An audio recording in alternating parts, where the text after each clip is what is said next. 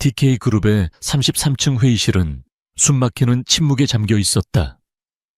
거대한 통유리창 너머로 서울의 스카이라인이 펼쳐져 있었지만 그 누구도 감히 창밖으로 시선을 돌리지 못했다. 모든 임원들의 시선은 오직 테이블 상석에 앉은 한 남자, 이 거대한 제국의 황제, 강태민 대표에게 고정되어 있었다. 그의 날카로운 시선이 100페이지가 넘는 보고서 위를 빠르게 훑고 있었다. 그는 34의 나이라고는 믿기지 않을 정도의 위압감과 냉철함을 지니고 있었다. 잘 재단된 슈트와 한치의 오차도 없이 넘긴 머리는 그의 완벽주의적인 성격을 그대로 보여주었다.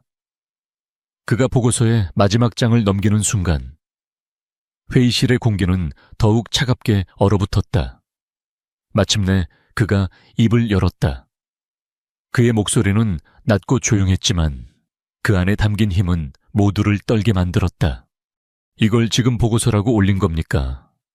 박전무 그의 말에는 어떠한 감정도 실려 있지 않아 오히려 더 무섭게 들렸다.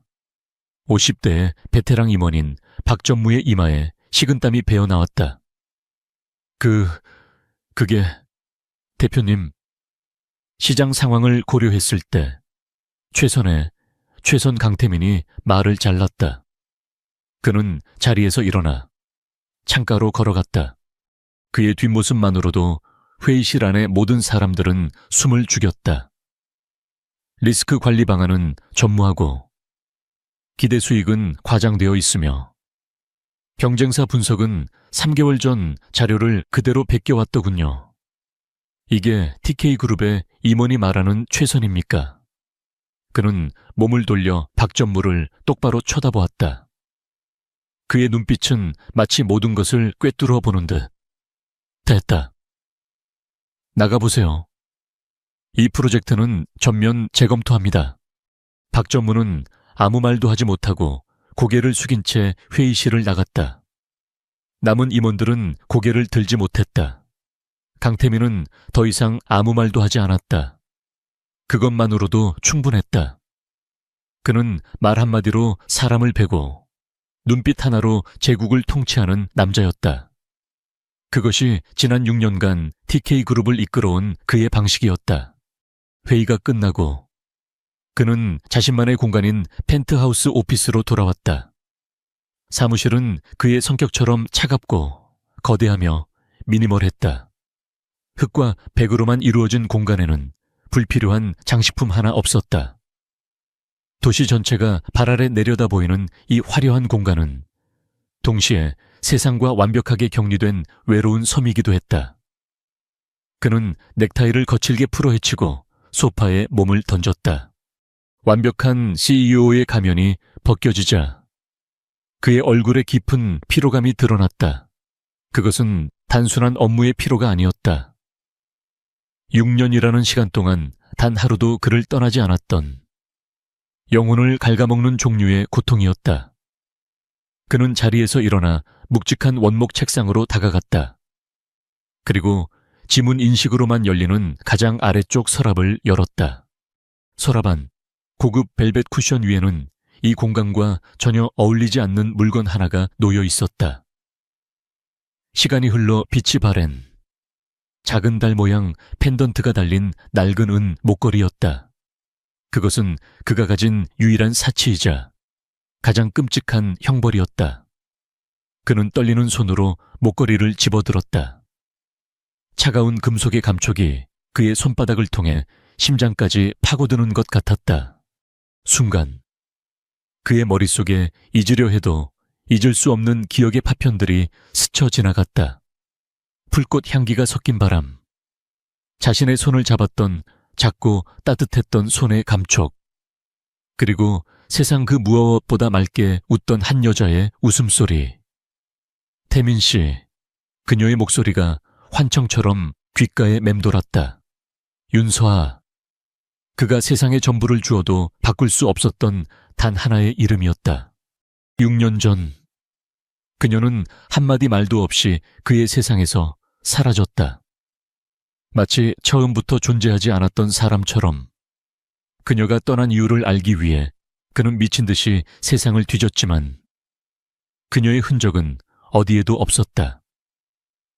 그날 이후 그의 세상은 색을 잃었고 그의 심장은 얼어붙었다. 그는 오직 일에만 미친 듯이 매달렸다. 성공은 그에게 유일한 마취제였다. 그는 목걸이를 쥔 채 눈을 감았다. 어김없이 지독한 악몽이 그를 덮쳐왔다. 안개가 자욱한 길 위에 서하의 뒷모습이 보였다. 그는 필사적으로 그녀의 이름을 불렀다. 서하야, 윤서하, 제발 돌아봐줘 하지만 그녀는 결코 뒤돌아보지 않았다. 그의 목소리는 안개 속에 공허하게 흩어졌고 그녀의 모습은 점점 멀어져 안개 속으로 완전히 사라져 버렸다. 서하야, 그는 자신도 모르게 소리를 지르며 책상에 엎드린 채 잠에서 깨어났다. 그의 등은 식은땀으로 축축했다.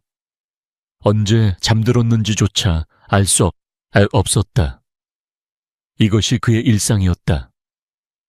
낮에는 냉혹한 황제로 군림하고 밤에는 악몽에 시달리는 죄수. 그는 자리에서 일어나 다시 창가로 다가갔다. 발 아래 펼쳐진 서울의 야경은 수많은 보석을 쏟아부은 듯 화려했지만 그의 눈에는 그저 차가운 빛의 무덤처럼 보일 뿐이었다. 그는 이 도시의 모든 것을 가졌지만 정작 가장 원했던 단 하나를 잃어버렸다. 그는 텅 빈 허공을 향해 나지막이 읊조렸다. 그 목소리는 애원인 동시에 저주와도 같았다. 윤서하, 대체 세상 어디에 있는 거야? 그의 질문에 대답하는 것은 도시의 차가운 침묵뿐이었다. 그는 6년째 대답 없는 질문을 끌어안고 자신의 왕국에 갇혀여 있었다. 강태민의 제국에 새로운 균열이 생기고 있었다. TK그룹이 차세대 성장 동력으로 삼은 엘리시안 베이 리조트. 건설 프로젝트가 예상치 못한 암초에 부딪힌 것이다.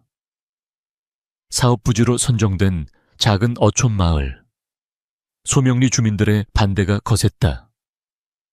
유능한 실무진들을 여러 차례 보냈지만 협상은 번번이 결렬되었다. 보고서에는 지역 사회와의 불통이라는 답답한 문구만 반복될 뿐이었다. 결국 강태민이 직접 움직이기로 결정했다. 그가 서울을 벗어나 직접 현장을 찾는 것은 극히 이례적인 일이었다. 김진우 비서가 운전하는 검은색 세단이 몇 시간을 달려 마침내 소명리에 도착했을 때 태민은 차창 밖으로 보이는 낯선 풍경에 미간을 찌푸렸다. 모든 것이 서울과는 정반대였다.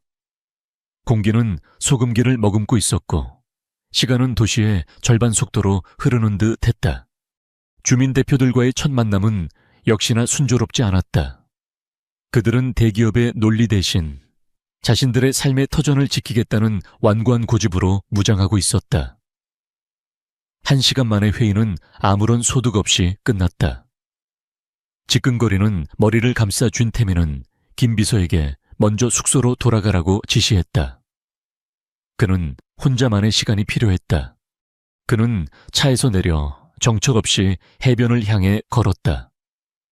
저녁 노을이 하늘과 바다를 온통 주황빛으로 물들이고 있었다.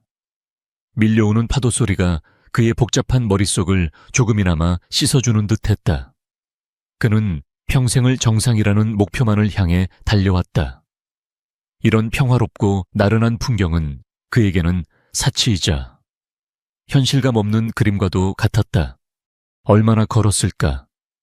그의 시선이 저 멀리 파도가 부서지는 물가 근처에서 놀고 있는 두 사람의 실루엣에 가닿았다. 엄마와 아들인 듯했다.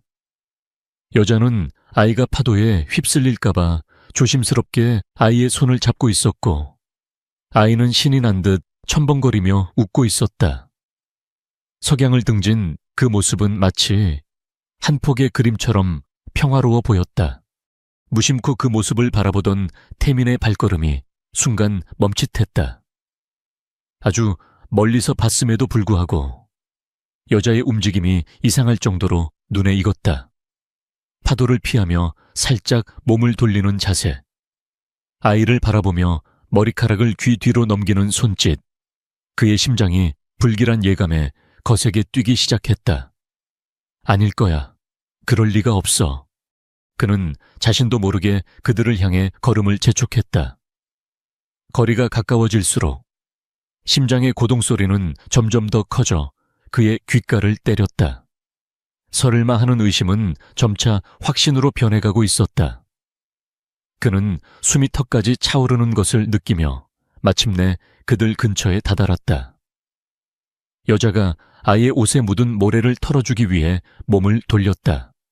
석양의 마지막 빛이 여자의 옆 얼굴을 비추었다. 강태민의 세상이 그 순간 멈추었다. 윤서하. 지난 6년간 그의 꿈과 현실을 지배했던 바로 그 여자였다. 세월의 흔적이 희미하게 묻어났지만 그를 사로잡았던 맑은 눈과 오똑한 콧날은 그대로였다. 그가 그토록 미친 듯이 찾아 헤맸던 그녀가 지금 그의 눈앞에 서 있었다. 태민은 그 자리에 얼어붙은 채 아무 말도 할 수 없었다. 머릿속이 하얗게 비어버린 것 같았다.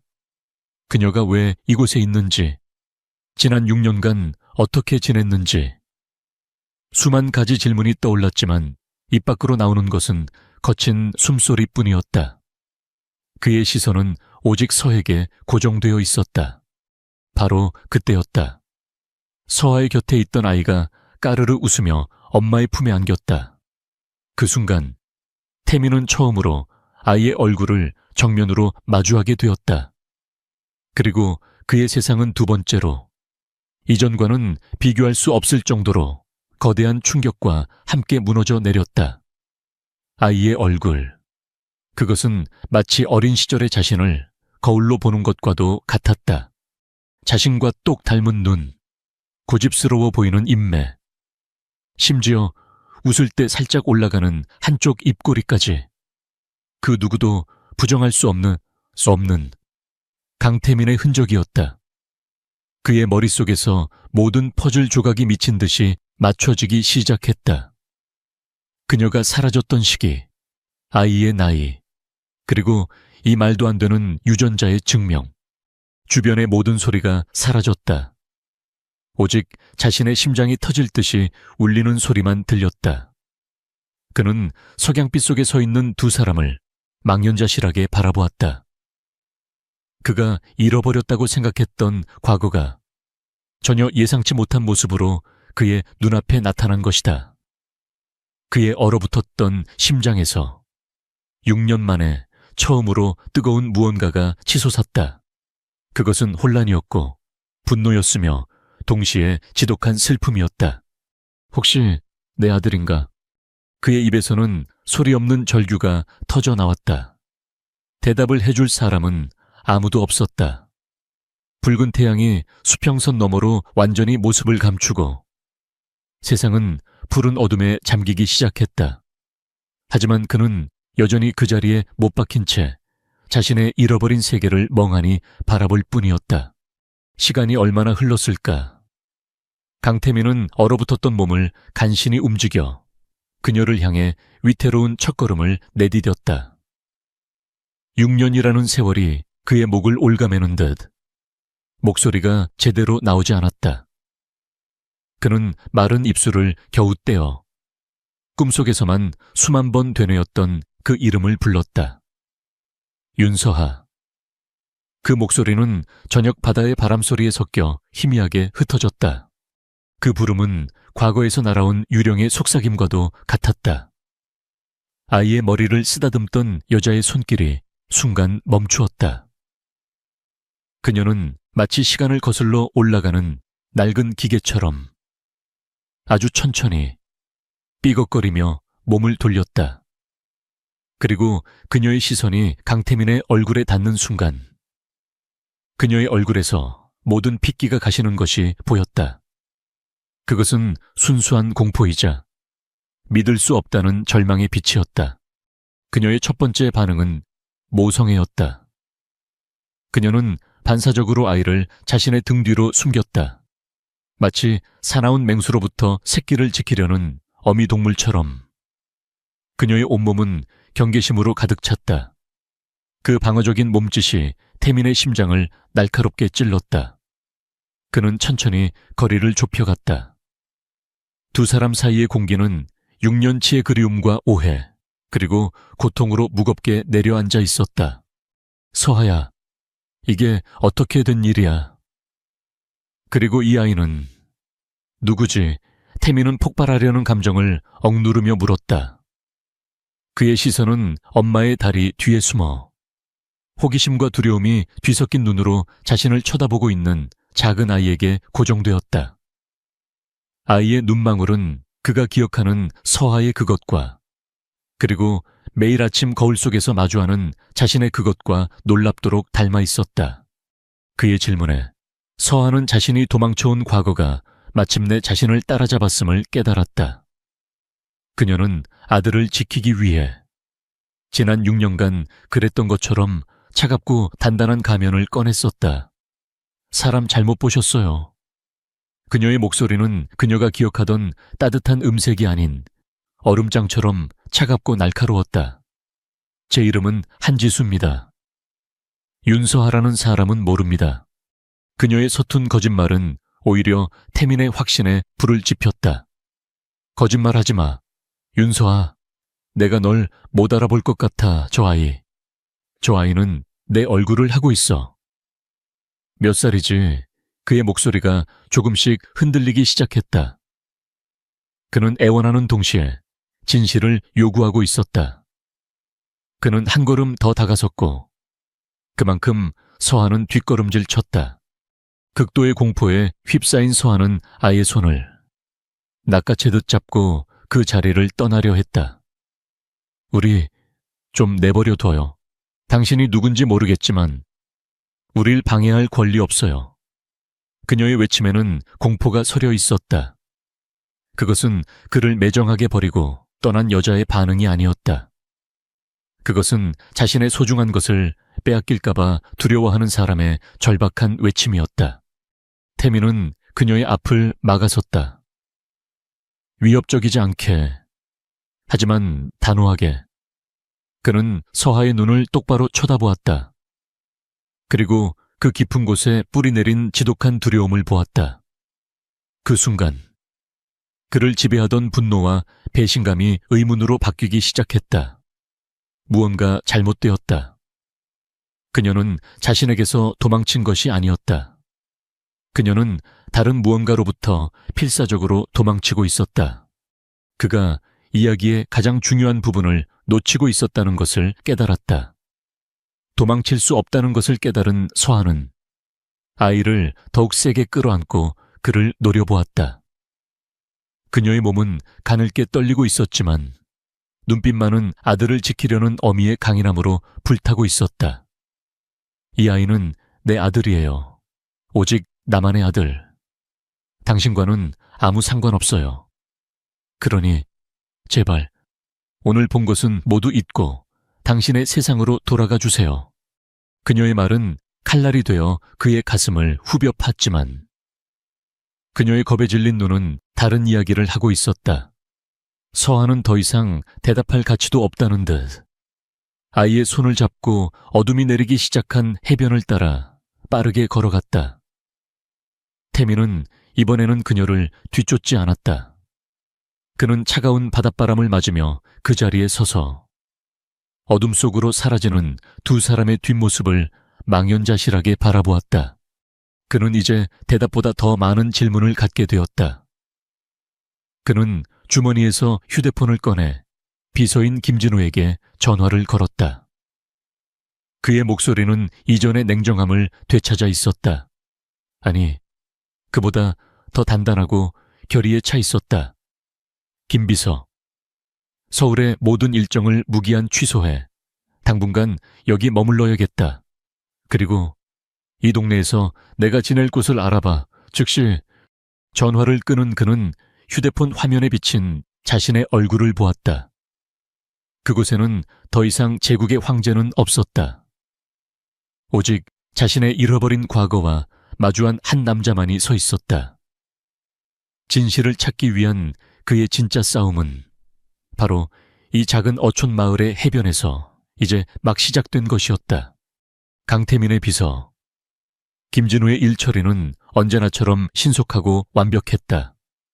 하루 만에 그는 소명리에서 가장 전망이 좋은 언덕 위에 위치한 모던한 디자인의 풀빌라를 구해냈다. 그곳은 서울의 펜트하우스처럼 거대하고 차가웠지만 한 가지 중요한 차이점이 있었다. 빌라의 테라스에서는 서하와 민준이 사는 작은 어촌 마을의 집이 아득하게 내려다 보였다. 태민은 그곳에 자신만의 작전 본부를 차렸다. 그는 최고 성능의 망원경을 설치하고 마치 사냥감을 관찰하는 맹수처럼 두 사람의 일상을 쫓기 시작했다. 다시 무작정 그들 앞에 나타나 서하를 자극하는 것은 어리석은 짓이었다. 그는 계획이 필요했다.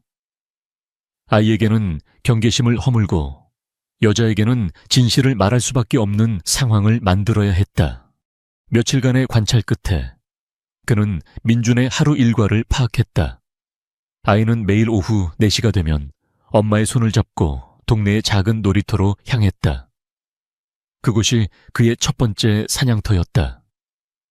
태민은 수백만 원짜리 슈트 대신 비싸지만 눈에 띄지 않는 평범한 캐주얼 복장으로 갈아입었다. 그의 변신은 너무나 완벽해서 서울의 그 누구도 그를 알아보지 못할 정도였다. 그는 놀이터의 한쪽 벤치에 앉아 책을 읽는 척하며 몰래 두 사람을 지켜보았다. 서하는 아이가 그네에서 떨어질까봐 걱정스러운 눈으로 아들을 쫓았고 민준이는 작은 미끄럼틀을 타며 세상을 다 가진 듯 웃었다. 그 평범하고 소박한 행복의 풍경이 태민의 가슴을 아프게 후벼 팠다. 저 자리는 원래 자신의 자리여야 했다. 그는 부러움과 질투, 그리고 지독한 후회가 뒤섞인 감정을 억누르며 기회를 엿보았다. 아이의 시선이 놀이터 한쪽에서 다른 남자아이가 가지고 노는 최신형, 무선 조종 자동차에 꽂혀 있는 것을 발견했다. 아이는 부러운 듯 한참을 그곳에서 눈을 떼지 못했다. 그날 저녁, 태민은 그 장난감의 최고급 모델을 손에 넣었다. 다음 날 오후, 그는 다시 놀이터에 나타났다. 그는 민준이가 자신을 발견하지 못하도록 등지고 앉아 무선 조종 자동차를 움직이기 시작했다. 그의 정교한 조종에 따라 자동차는 마치 살아있는 생물처럼 움직이다가 실수인 척 민준의 발치로 굴러갔다. 우와, 아이의 입에서 감탄사가 터져 나왔다. 아이는 쪼그리고 앉아 눈을 반짝이며 자동차를 들여다보았다. 태민은 놀란 척하며 자리에서 일어났다. 어이쿠, 미안하구나. 조종이 서툴러서. 그는 아이에게 다가가 웃으며 말했다. 이거 좋아하니 민준이가 고개를 세차게 끄덕이자. 그는 조종기를 아이의 손에 쥐어주었다. 한번 해볼래? 그 순간 서하가 놀라 달려왔다. 민준아 아저씨, 귀찮게 해드리면 안 돼. 그녀의 목소리에는 태민을 향한 경계심이 가득했다. 태민은 가장 부드럽고 위협적이지 않은 미소를 지어 보였다. 괜찮습니다. 어차피 조카에게 줄 선물인데 미리 테스트해보는 중이었습니다. 아이가 참 똑똑해 보이네요. 그는 서하의 의심을 알면서도 천천히 그녀의 벽을 허물기 시작했다. 서하는 아들을 실망시키고 싶지 않은 마음에 마지못해 아이가 잠시 장난감을 가지고 노는 것을 허락했다. 그날 이후 태민의 우연한 등장은 계속되었다.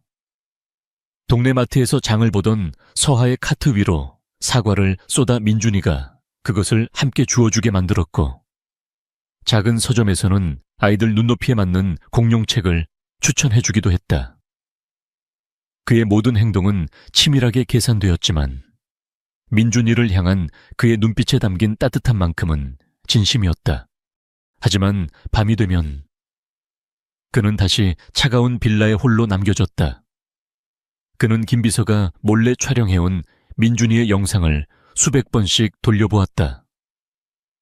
아이가 땅콩 알레르기가 있다는 것, 티라노사우루스를 가장 좋아한다는 것, 그리고 밤에는 혼자 자는 것을 무서워한다는 사실을 알게 되었다. 자신이 단 한 번도 참여하지 못했던 아들의 6년이라는 세월이 날카로운 파편이 되어 그의 심장을 헤집었다. 그날 밤도 그는 영상 속에서 환하게 웃고 있는 아들의 모습을 보고 있었다. 그는 자신도 모르게 스크린을 향해 손을 뻗었다. 하지만 그의 손에 잡히는 것은 차가운 액정의 감촉뿐이었다. 그의 뺨 위로 뜨거운 눈물 한 줄기가 흘러내렸다. 그는 더 이상 복수를 꿈꾸던 남자가 아니었다. 그는 이제 막 지독한 부성애에 눈을 뜬 한 명의 아버지였다. 그는 결심했다. 더 이상 이렇게 멀리서 지켜보는 것만으로는 만족할 수 없었다. 그는 김 비서에게 짧은 문자 메시지를 보냈다. 윤서하의 지난 6년을 조사해. 아주 사소한 것이라도 좋으니 모든 것을 알아내. 돈이 얼마가 들든 상관없어. 그의 손가락에는 아들의 인생을 되찾겠다는 아버지로서의 단호한 결의가 담겨 있었다. 강태민의 등장은 윤서아가 지난 6년간 위태롭게 쌓아올린 평화로운 세상을 송두리째 흔들었다. 그녀는 매일 밤 아들 민준이가 잠든 것을 확인하고 나서야 비로소 혼자만의 불안에 잠길 수 있었다. 창문 너머로 보이는 태민의 빌라에서 새어나오는 희미한 불빛은 마치 그녀의 삶을 감시하는 거대한 눈동자처럼 느껴져 그녀를 잠 못 들게 했다. 그의 접근 방식은 노골적인 위협보다 더 교묘하고 잔인했다. 그는 다정하고 친절한 이방인을 연기하며 아들의 마음속으로 조금씩 스며들고 있었다. 오늘 오후에도 그랬다. 놀이터에서 민준이가 넘어져 무릎이 까졌을 때 그는 어디선가 나타나 아이를 안아달래고 능숙하게 상처를 소독해 주었다. 그 순간 아이를 바라보는 그의 눈빛에서 서하는 지독한 그리움과 슬픔을 보았다. 그 눈빛은 그녀가 애써 묻어두었던 과거의 기억을 수면 위로 끄집어냈다. 그녀가 사랑했던, 그리고 그녀를 배신했다고 믿었던 남자의 눈빛. 아이가 잠든 것을 확인하고 거실로 나온 그녀는 낡은 앨범을 꺼내들었다. 그 안에는 그녀의 20살, 가장 찬란했던 시절의 기억이 잠들어 있었다. 그리고 그 기억의 모든 페이지에는 강태민이라는 남자가 있었다. 그때의 강태민은 지금처럼 차가운 황제가 아니었다. 그는 재벌가의 후계자라는 무거운 왕관을 버거워하던 고독하고 상처받기 쉬운 영혼을 가진 청년이었다. 서하는 가난했지만 재능 있는 미대생이었고 두 사람은 우연한 기회에 만나 운명처럼 사랑에 빠졌다. 그들의 만남은 언제나 비밀스러웠지만 그래서 더 애틋했다. 서하의 작은 옥탑방은 그들의 유일한 해방구였다. 태민은 그곳에서만큼은 TK그룹의 후계자가 아닌 그저 서하를 사랑하는 평범한 남자가 될 수 있었다. 그는 서툰 솜씨로 그녀를 위해 파스타를 만들었고 그녀가 그림을 그리는 모습을 몇 시간이고 넋을 잃고 바라보곤 했다. 그는 언젠가 반드시 이 모든 것을 이겨내고 그녀에게 평범한 행복을 선물하겠다고 약속했었다. 서하야, 조금만 기다려줘. 내가 이 지긋지긋한 굴레를 끊어내고 너와 함께할 수 있는 세상을 만들게. 그의 목소리는 언제나 진심이었고 서하는 그 약속을 굳게 믿었다. 그러던 어느 날 그녀의 몸에 새로운 생명이 깃들었음을 알게 되었다. 두려움과 동시에 그녀는 희망에 부풀었다. 이 아이가 어쩌면 그들의 사랑을 완성시켜줄 마지막 열쇠가 될지도 모른다고 생각했다. 그녀는 그의 생일날 이 기쁜 소식을 전하기로 결심했다. 하지만 그녀의 작은 희망은 가장 잔인한 방식으로 짓밟혔다. 약속 날을 며칠 앞두고 그녀에게 낯선 번호로 전화가 걸려왔다. 강태민의 새어머니이자 TK그룹의 안주인인 오 여사였다. 그녀는 서하를 시내의 한 고급 호텔 카페로 불러냈다. 화려한 샹들리에 아래 우아한 미소를 띤 채 앉아있는 오 여사의 모습은 마치 여왕과도 같았다. 하지만 그녀의 눈빛은 얼음처럼 차가웠다. 그녀는 서하의 초라한 행색을 위아래로 훑어보더니 꿀을 바른 듯 부드럽지만 칼날 같은 목소리로 말을 시작했다. 네가 윤서하 양이로구나. 태민이에게 흠집을 낸다는 아이가. 오 여사는 서하가 변명할 틈도 주지 않고 두꺼운 서류 봉투 하나를 테이블 위로 밀었다. 이 안에 내 분수에 맞는 돈이 들어있어. 그리고 네가 알아야 할 진실도 함께. 서하가 떨리는 손으로 봉투를 열자 그 안에는 수표 다발과 함께 수십 장의 사진이 들어있었다. 사진 속에는 태민이 다른 여자와 다정하게 저녁 식사를 하고 웃으며 이야기를 나누는 모습이 담겨 있었다. 그 여자는 서하도 익히 아는 다른 대기업의 딸이었다. 우리 태민이는 결국 현명한 선택을 했단다. 사랑이라는 풋내나는 감정보다 자신의 제국을 지키는 길을 택했지. 나를 보낸 것도 태민이야. 이 지저분한 관계를 깨끗하게 정리하라고. 오 여사의 말은 비수가 되어 서하의 심장에 박혔다. 세상이 무너지는 것 같았다. 그녀는 마지막으로 서하의 숨통을 끊어놓았다. 만약 네가 이대로 사라지지 않는다면 나는 태민이가 가진 모든 것을 빼앗을 거야. 네가 정말 그 아이를 사랑한다면 그의 미래를 위해 조용히 사라져 주렴. 그것이 네가 그를 위해 해줄 수 있는 마지막 사랑이란다. 그녀의 말은 악마의 속삭임이었지만 너무나도 설득력 있게 들렸다. 결국 서하는 돈을 받고 그의 세상에서 영원히 사라져 주기로 약속했다. 그녀는 그 돈이 자신과 뱃속의 아이가 살아남기 위한 유일한 동아줄이라고 생각했다. 그녀는 그날 밤 짐을 싸서 아무도 모르는 이 작은 어촌 마을로 도망쳐왔다. 배신감에 몸부림치면서도 한편으로는 이것이 그를 지키는 길이라고 스스로를 위로했다. 과거의 기억에서 벗어난 서하의 뺨 위로 뜨거운 눈물이 흘러내렸다. 그녀는 잠든 민준이의 곁으로 다가가 아이의 얼굴을 부드럽게 쓰다듬었다. 그녀의 벽은 증오가 아닌 너무나도 아픈 사랑으로 만들어진 것이었다.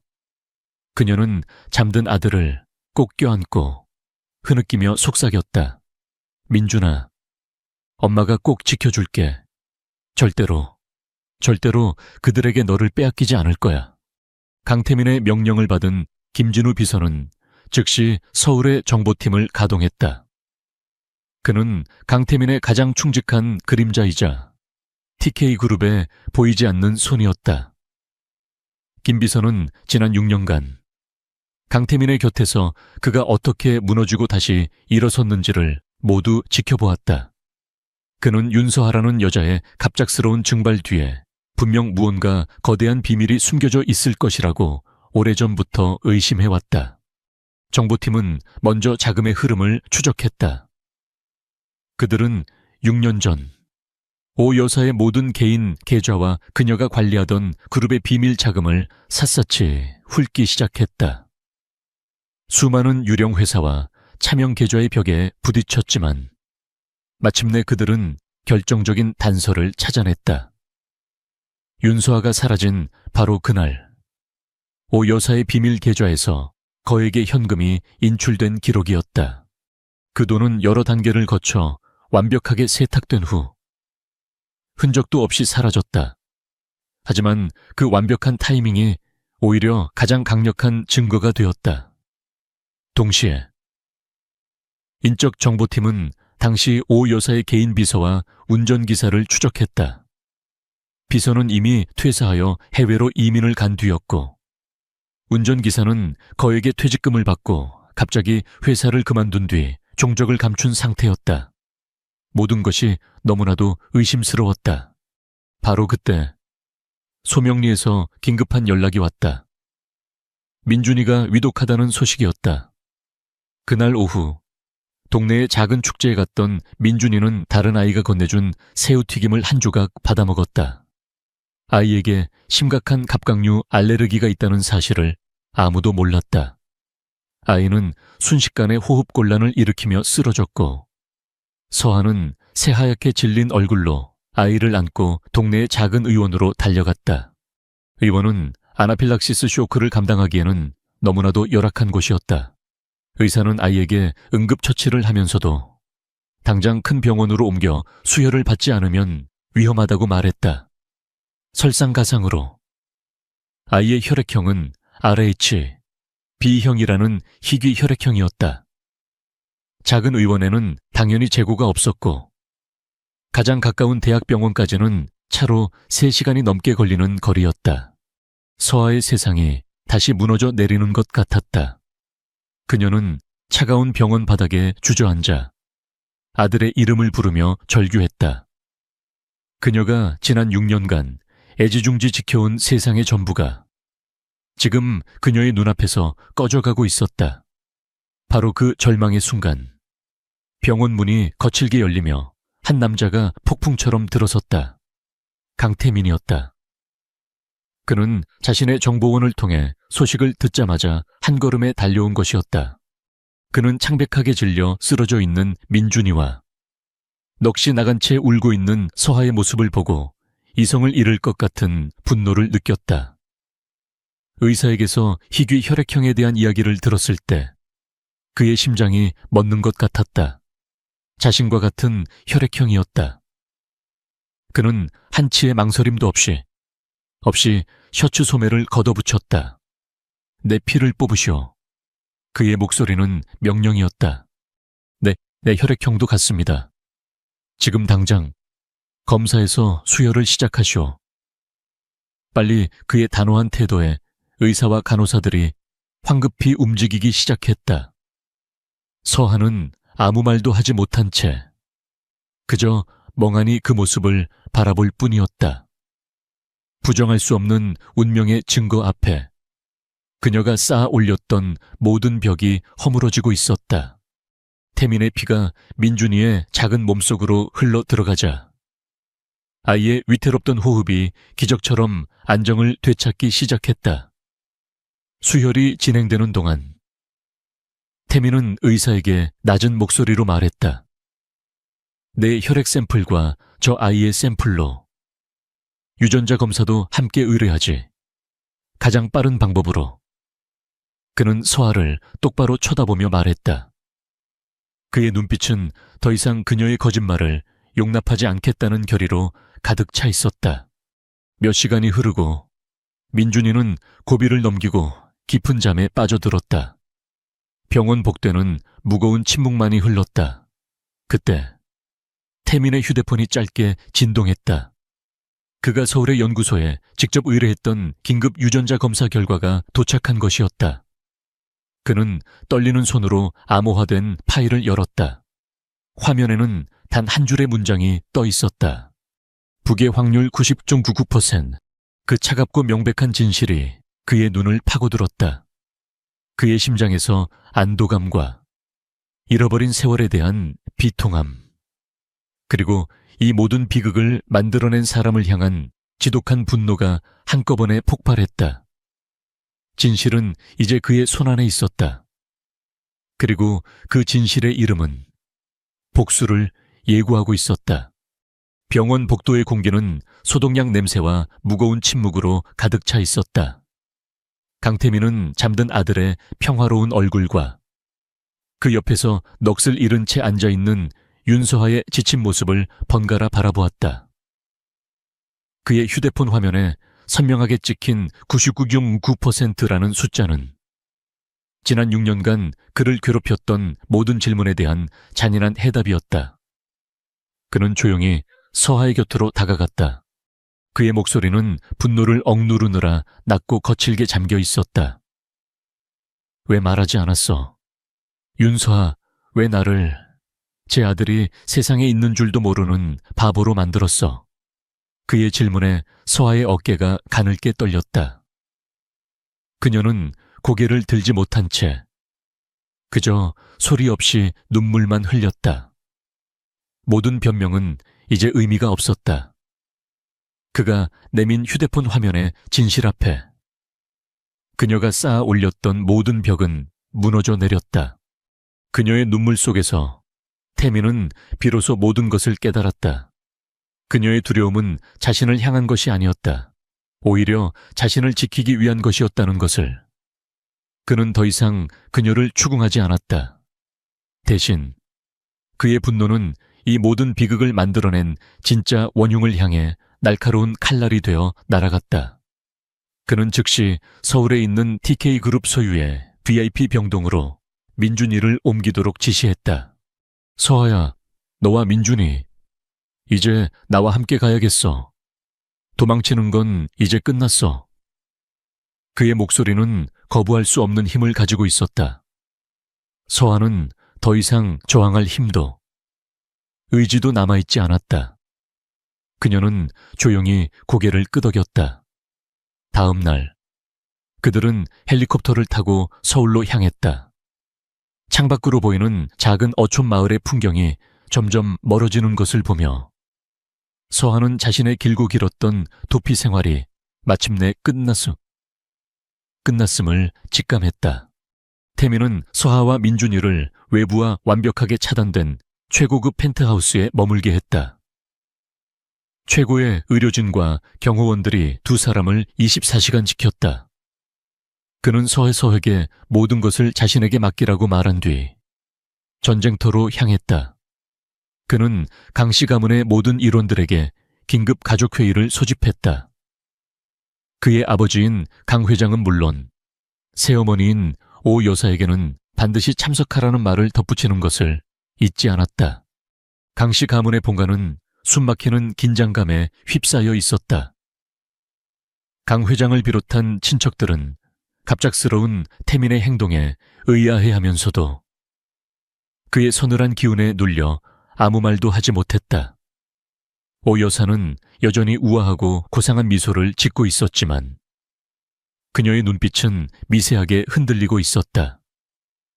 그녀는 본능적으로 무언가 잘못되었음을 감지하고 있었다. 회의 시간 정각, 태민이 모습을 드러냈다. 그의 등장은 차가운 겨울바람처럼 거실의 공기를 순식간에 얼려버렸다. 그는 안부 인사조차 생략한 채 곧장 본론으로 들어갔다. 그는 묵직한 서류 파일을 거실, 중앙에 거대한 마호가니 테이블 위로 던졌다. 쿵 하는 소리가 모두의 심장을 내려앉게 만들었다. 6년 전 그의 목소리가 위험할 정도로 낮게 깔렸다. 이 집안의 이름으로 아주 더러운 일이 벌어졌더군요.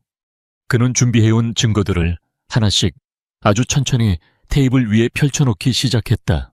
오 여사가 서에게 건넸던 돈의 출처를 밝히는 금융거래 내역서, 그의 팀이 수소문 끝에 해외에서 찾아낸 옛 운전기사의 자백이 담긴 녹취록, 그리고 오 여사가 서아를 속이기 위해 사용했던 조작된 사진들을 감정한 법의학 연구소의 감정 보고서까지. 증거가 하나씩 드러날수록 오 여사의 완벽했던 가면에도 균열이 가기 시작했다. 그녀는 필사적으로 부인했다. 네가 지금 무슨 말을 하는 거니? 저런 건 얼마든지 조작할 수 있어. 네가 지금 저 천박한 계집애의 말만 믿고. 이 어미를 모함하는 개냐 그녀의 목소리는 날카로웠지만 그 끝은 공포로 떨리고 있었다. 그 순간 태민의 억눌렀던 분노가 마침내 폭발했다. 어머니 그의 외침은 포효와도 같았다. 당신이 한 짓은 가족을 위한 게 아니었어. 오직 당신의 탐욕과 당신의 무능한 아들을 위해 내 인생을 망가뜨리고 내 아이를 아비 없는 자식으로 만들었을 뿐이지. 그는 오 여사를 짐승 같은 눈으로 노려보았다. 그는 마지막으로 아버지와 다른 가족들을 향해 돌아섰다. 그의 목소리는 이제 판결을 내리는 판사와도 같았다. 오늘 제가 이 자리에 온 이유는 두 가지입니다. 첫째, 지금 이 순간부로 오 여사를 TK그룹의 모든 직위와 권한에서 해임하겠습니다. 동원할 수 있는 모든 법적 수단을 써서 당신을 빈손으로 쫓아낼 겁니다. 그는 잠시 숨을 고른 뒤 최후의 폭탄을 터뜨렸다. 둘째, 저에게는 아들이 있습니다. 이름은 강민준, 제 유일한 상속자입니다. 그리고 그 아이의 어머니는 윤서아 씨입니다. 이제부터 그 두 사람이 제 유일한 가족입니다. 감히 그들을 해하려는 자가 있다면 그게 누구든 저는 제 모든 것을 걸고 그를 파괴할 것입니다. 그의 선언에 거실은 완전한 침묵에 잠겼다. 오 여사는 의자에 주저앉아 모든 것을 잃어버린 사람처럼 멍하니 허공을 바라보고 있었다. 강 회장은 아내의 배신과 갑자기 나타난 손자의 존재에 대한 충격으로 아무 말도 하지 못했다. 강태민은 자신의 가족에게 정면으로 전쟁을 선포했다. TK그룹과 그의 새로운 가족의 미래를 건 길고 긴 싸움이 이제 막 시작된 것이었다. 서울의 밤은 화려했지만 서에게는 거대한 황금 감옥처럼 느껴졌다. 그녀와 민준이가 머무는 펜트하우스는 세상 모든 것을 가진 듯 호화로웠지만 그녀의 마음은 여전히 소명리의 작은 집을 향해 있었다. 아들, 민준이는 다행히 빠르게 건강을 회복하여 태민이 보내준 새로운 장난감들에 둘러싸여 천진난만하게 웃고 있었다. 하지만 서하는 TV뉴스에서 연일 보도되는 TK그룹의 경영권 분쟁 소식을 보며 불안에 떨어야 했다. 그녀는 이 모든 싸움이 자신과 아들 때문에 시작되었다는 사실에 무거운 죄책감을 느꼈다. 강태민이라는 남자가 다시 그녀의 인생에 폭풍처럼 나타나 그녀가 위태롭게 지켜온 작은 평화를 뒤흔들고 있었다. 그녀는 그가 원망스러우면서도 한편으로는 아들을 위해 자신의 모든 것을 걸고 싸우는 그의 모습에 가슴이 흔들리는 것을 느꼈다. 늦은 밤 가족 회의를 마치고 온 태민이 펜트하우스로 돌아왔다.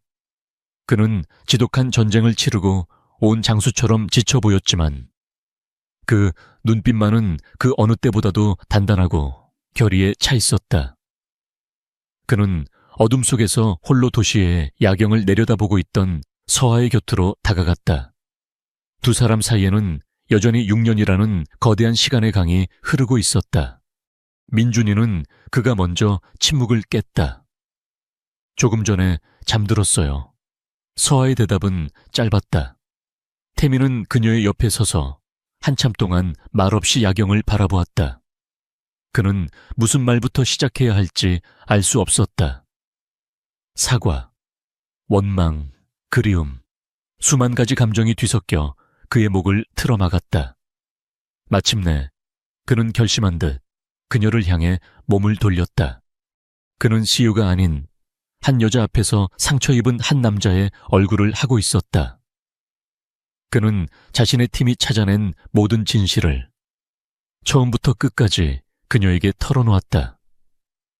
오 여사가 운전기사를 매수했던 정황, 그녀를 속이기 위해 사진을 조작했던 방법, 그리고 그녀에게 돈을 건넸던 비밀 계좌의 내역까지 그는 아무것도 숨기지 않았다. 그는 자신의 어리석음과 후회에 대해서도 고백했다. 나는 바보였어. 너를 더 믿었어야 했어. 나는 6년 동안 네가 나를 버렸다고 생각하며 너를 증오했어. 하지만 너는 나를 지키고 있었던 거였어. 정말 미안하다. 서하야. 그의 목소리는 물기에 젖어 있었다. 그는 그녀가 없는 동안 자신의 삶이 얼마나 공허했는지, 매일 밤 어떻게 악몽에 시달렸는지 담담하게 털어놓았다. 그의 고백을 듣는 동안 서하의 마음을 올가매고 있던 마지막 오해의 쇠사슬이 끊어졌다. 그녀가 그를 배신자라고 원망했던 감정은 그들 두 사람이 잃어버린 시간에 대한 깊은 슬픔으로 바뀌었다. 그녀의 눈에서 뜨거운 눈물이 쉴 새 없이 흘러내렸다. 그것은 자신만을 위한 눈물이 아니었다. 홀로 고통스러웠을 그를 위한 눈물이기도 했다. 감정이 북받쳐 오른 태민은 그녀 앞에서 천천히 무릎을 꿇었다. 그의 지위와 자존심을 생각하면 상상조차 할 수 없는 행동이었다. 그는 눈물이 가득 고인 눈으로 그녀를 올려다보았다. 시간을 되돌릴 수는 없어. 내 가족이 너에게서 훔쳐간 6년이라는 세월을 되돌려줄 수는 없어. 하지만 내 남은 인생 전부를 너에게 약속할 수는 있어. 그의 목소리는 애원으로 가득 차 있었다. 제발 내게 기회를 줘. 민준이에게 진짜 아빠가 될 기회를. 그리고 너에게 네가 마땅히 받아야 할 사랑을 줄 수 있는 남자가 될 기회를 줘. 그는 주머니에서 낡은 은 목걸이를 꺼내 들었다. 단 한순간도 내 심장에서 이걸 내려놓은 적이 없어. 그는 떨리는 손으로 목걸이를 그녀에게 내밀었다. 서한은 그의 갑작스러운 행동에 너무나도 놀라 아무 말도 하지 못했다. 그녀는 황급히 그를 일으켜 세웠다. 그녀의 손이 그의 팔에 닿는 순간 두 사람 사이에 6년 만에 처음으로 따뜻한 전류가 흘렀다. 그녀는 아직 그를 완전히 용서할 준비가 되지 않았을지도 모른다. 상처는 너무나도 깊었다. 하지만 그녀는 말없이 고개를 끄덕이며 그가 자신의 목에 목걸이를 다시 걸어주는 것을 허락했다. 차가우는 목걸이가 그녀의 목에 다시 걸리는 순간 그것은 용서와 화해의 첫걸음을 의미하는 약속의 징표가 되었다. 두 사람은 펜트하우스의 발코니에 서서 잠든 도시를 함께 내려다보았다. 아직 싸움은 끝나지 않았다. 하지만 6년 만에 처음으로 그들은 같은 편에 서서 같은 미래를 바라보고 있었다. 서울의 밤하늘 아래 그들의 길고 길었던 치유의 여정이 이제 막 시작되고 있었다. 강태민의 진심 어린 약속과 고백 이후 서하의 마음을 덮고 있던 두꺼운 얼음벽이 서서히 녹아내리기 시작했다. 그는 더 이상 과거처럼 그녀를 혼자 두지 않았다. 그는 며칠 밤낮으로 그녀의 곁을 지키며 지난 6년간의 오해와 상처에 대해 끊임없이 대화하고 서로를 위로했다. 그는 숨는 것은 더 이상 해결책이 아니라고, 민준이에게 떳떳한 자리를 찾아주기 위해서는 세상과 정면으로 맞서야 한다고 그녀를 설득했다. 오랜 고민 끝에 서한은 마침내 그의 손을 잡기로 결심했다. 아들을 위해서였다. 그녀는 더 이상 민준이가 어둠 속에 숨어 살게 할 수 없었다. 며칠 후 그들은 소명리의 작은 집을 떠나 다시 서울로 향했다. 하지만 이번에는 도망자가 아니었다. 그들은 이제 제자리를 되찾기 위해 돌아가는 것이었다. 태민은 서하와 민준이를 자신의 펜트하우스가 아닌 강씨 가문에 보가, 바로 그가 자라났던 저택으로 데려갔다. 그가 집안의 새로운 주인이 누구인지를 공표하는 상징적인 행동이었다. 저택의 사용인들은 갑자기 나타난 새로운 안주인과 어린 도련님의 모습에 당황하며 수군거렸지만 태민의 서늘한 눈빛 앞에서 감히 불만을 드러내지는 못했다. 서한은 자신을 향한 적대적인 시선과 거대한 저택의 위압감에 불안해했지만 태민은 단 한순간도 그녀의 손을 놓지 않고 그녀의 곁을 지켰다. 그는 오 여사에게 충성하던 늙은 집사를 해고하고 자신의 사람들로 집안을 재편하며 서하와 민준이를 위한 완벽한 방패막을 만들기 시작했다. 그리고 며칠 후 강태민은 TK그룹의 미래를 뒤흔들 중대 발표를 위한 기자회견을 소집했다. 수백 명의 기자들이 TK그룹 본사 강당을 가득 메웠다. 최근 벌어진 경영권 분쟁의 후폭풍에 대한 입장 표명이 있을 것이라는 예측 속에 모두의 시선은 무대 위로 향해 있었다. 마침내 강태민이 무대 위로 모습을 드러냈다. 하지만 그의 곁에는 모두의 예상을 깨고 한 여자와 어린 아이가 함께 서 있었다. 태민은 윤서아의 손을 굳게 잡고 있었고 서아의 다른 쪽 손은 작은 정장을 차려입은 민준이의 손을 잡고 있었다. 수백 개의 카메라 플래시가 세 사람을 향해 동시에 터져 나왔다. 장내는 믿을 수 없다는 듯한 술렁임으로 가득 찼다. 태민은 마이크 앞에 서서 조금의 흔들림도 없는 목소리로 입을 열었다. 그는 먼저 최근의 가족사와 그룹의 혼란에 대해 간략하게 사과했다. 그리고는 자신의 옆에 서 있는 서하를 바라보며 말했다. 제 옆에 이 여성은 제가 평생을 사랑했고 앞으로도 사랑할 유일한 사람, 윤서하 씨입니다. 그리고 저희는 곧 정식으로 부부가 될 것입니다. 그의 폭탄 선언에 기자들은 정신없이 질문을 쏟아내기 시작했다. 하지만 진짜 폭탄은 아직 터지지 않은 뒤였다. 태민은 민준이를 부드럽게 앞으로 이끌었다. 아이는 수많은 사람들의 시선에 긴장한 듯 했지만 아빠의 격려에 용기를 내엄자 고개를 들었다. 태민의 목소리는 이제 분노가 아닌 세상 모든 아버지가 그러하듯 자랑스러움으로 가득 차 있었다. 그리고 이 아이는 그의 목소리가 강당 전체에 울려 퍼졌다. 제 아들 강민준입니다. 오늘 이 시간부로 제 아들 민준이는 강씨 가문의 장손이자 TK그룹의 유일한 상속자임을 이 자리에서 공식적으로 발표하는 바입니다. 그는 이어서 자신의 가족을 향한 어떠한 비방이나 공격에 대해서도 결코 좌시하지 않을 것이라는 강력한 경고를 덧붙였다.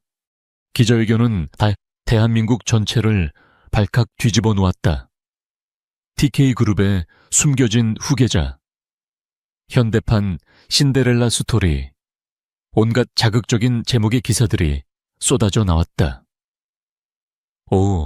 여사 측에서는 언론을 이용해 서하를 돈을 노리고 접근한 여자로 매도하려 했지만 태민의 선제적인 대응과 기자회견장에서 보여준 세 사람의 진실된 모습 앞에 그들의 여론전은 힘을 잃었다.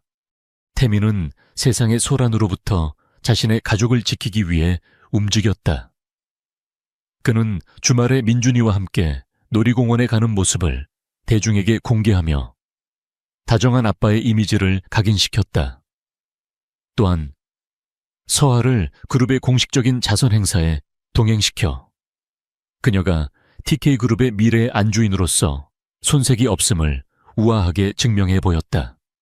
그날 밤 시끄러웠던 하루가 끝나고 세 사람은 저택의 넓은 거실에 모였다. 민준이는 아빠와 엄마의 사이에서 놀다가 소파 위에서 스르르 잠이 들었다. 태민은 조용히 아이의 몸 위에 담요를 덮어주었다. 그는 잠든 아들을 사이에 두고 서하와 마주 보았다. 바깥 세상은 여전히 시끄러웠지만 이 공간만큼은 완벽한 평화가 깃들어 있었다. 그들의 성체는 그렇게 완성되고 있었다. 그로부터 1년이라는 시간이 흘렀다. 대한민국을 뒤흔들었던 TK그룹의 폭풍은 이제 완전히 잦아들었다. 모든 권력을 잃은 오 여사는 해외의 한적한 별장에 칩거하며 세상에서 잊혀갔고 강태민은 그룹의 부패한 부분을 모두 도려내고 투명하고 혁신적인 기업으로 TK를 새롭게 탄생시켰다. 세상은 이제 그를 냉혹한 황제가 아닌 자신의 가족을 지키고 제국을 바로 세운 현명한 리더라고 불렀다.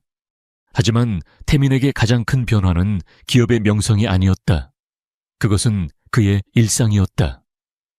오늘 아침 그는 수조 원짜리 계약서 대신 아들 민준이의 유치원 가을 운동회 일정표에 사인을 하고 있었다. 그는 빽빽한 스케줄을 모두 조정하여 아들의 인생에서 가장 중요한 날 중 하나에 완벽하게 참석할 준비를 마쳤다. 유치원 운동장은 아이들의 웃음소리와 부모들의 응원 소리로 가득했다. 강태민은 난생 처음으로 아들과 함께 2인 삼각 달리기에 참여했다. 평생을 남들보다 앞서 달리는 데만 익숙했던 그는 아들의 작은 보폭에 맞추느라 연신 삐걱거렸다. 결국 두 사람은 우스꽝스러운 모습으로 넘어지고 말았지만 태민은 흙투성이가 된 채 아들과 함께 잔디밭을 구르며 세상을 다 가진 듯 웃었다. 관람석에 앉아있던 서한은 그 모습을 카메라에 담으며 눈시울이 뜨거워지는 것을 느꼈다. 1년 전만 해도 상상조차 할 수 없었던 풍경이었다. 그녀는 더 이상 불안에 떠는 도망자가 아니었다. 그녀는 한 남자의 사랑받는 아내이자 한 아이의 자랑스러운 엄마로서 당당하게 자신의 자리를 찾았다. 그녀는 이제 TK그룹의 이름으로 설립된 문화재단의 이사장이 되어 자신처럼 재능 있지만 가난한 예술가들을 돕는 일에 열정을 쏟고 있었다. 그날 저녁, 세 사람은 저택의 넓은 거실 바닥에 둘러앉아 복잡한 레고성을 만들고 있었다. 과거에 차갑고 텅 비었던 저택은 이제 곳곳에 가족 사진과 민준이의 그림이 걸려있는 따뜻하고 사랑스러운 보금자리로 변해 있었다. 민준이는 고사리 같은 손으로 성이 가장 높은 첨탑을 쌓으며 제잘거렸다. 아빠, 삐뚤어졌어요. 괜찮아. 아들, 아빠가 바로잡으면 되지. 태민은 다정한 목소리로 말하며 아들의 작은 손을 감싸 쥐었다. 그는 마치 자신의 무너졌던 인생을 바로 수듯 정성스럽게 성을 쌓아 올렸다. 아이가 잠든 후 태민과 서한은 테라스에 앉아 와인을 마셨다. 서울의 야경이 그들의 발 아래 보석처럼 펼쳐져 있었다. 태민은 서하의 손을 부드럽게 잡고 주머니에서 작은 벨벳 상자를 꺼냈다. 그 안에는 화려하지는 않지만 두 사람을 꼭 닮은 단아하고 기품 있는 디자인의 결혼 반지가 들어있었다. 그는 7년 전에는 미처 해주지 못했던 말을 지금 비로소 꺼내놓았다.